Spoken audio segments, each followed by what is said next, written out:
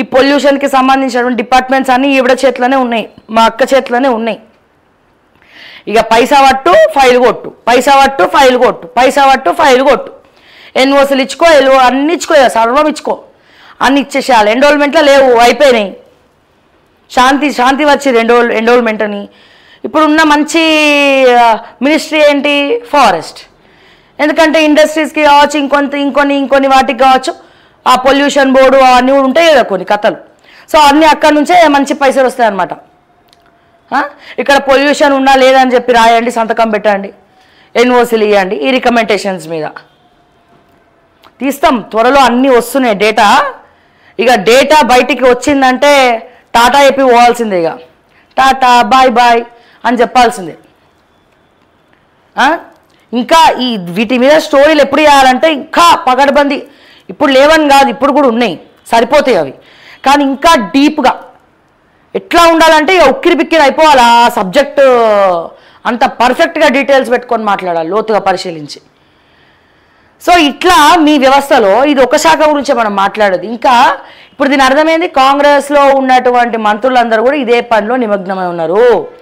శ్రీధర్ బాబు గారి దగ్గర నుంచి, ఉత్తమ్ కుమార్ రెడ్డి గారి దగ్గర నుంచి, ఈ ఎవరు మన సీతక్క దగ్గర నుంచి, ఇక మిగిలిన కొంతమంది మంత్రులు ఉన్నారు, జూపల్లి కృష్ణారావు దగ్గర నుంచి, ప్రతి ఒక్కరు అదే దందా.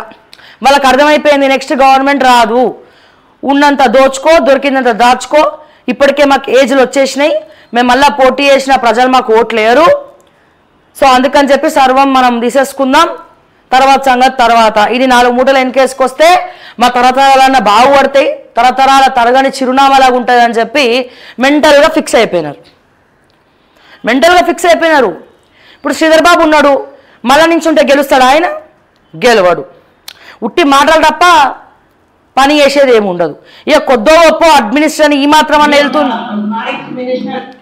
కొద్దో గొప్ప అడ్మినిస్ట్రేషన్ ఈ మాత్రం అన్న వెళ్తుంది అంటే అది శ్రీధర్ బాబు వల్లనే కొద్దో గొప్ప పోతుందంటే. ఇక మిగిలిన కమిషన్లు, బల్ల కింద చేతులు, అబ్బో.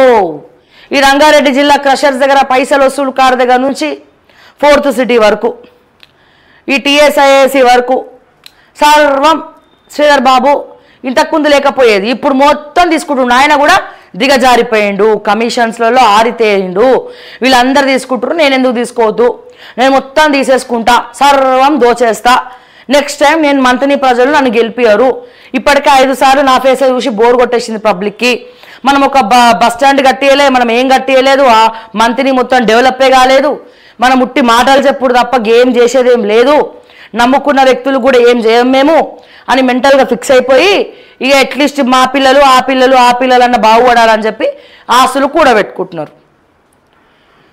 సో ఇట్లా ఒక్కొక్కరు ఇక పొంగులేటైతే చెప్పక్కర్లు, ఇక పొంగిపోతాడు ఆయన, ఇక మస్తు. ఇంత ఫండింగ్ ఇచ్చాడు కాంగ్రెస్ పార్టీకి, రేవంత్ తర్వాత డబ్బులు బాగా ఖర్చు పెట్టిండు. అక్కడ డికే శివకుమార్ ఎట్లా ఖర్చు పెట్టిండో ఇక్కడ పొంగులేటి శ్రీనివాసరెడ్డి అట్లనే ఖర్చు పెట్టిండు.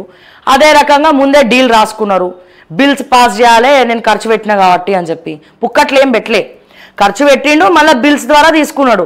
మరి రైతన్నలకు వచ్చే రైతు బంధు పైసలు మొత్తం రాఘవ కన్స్ట్రక్షన్స్కే పోయినాయి, పోలేదా?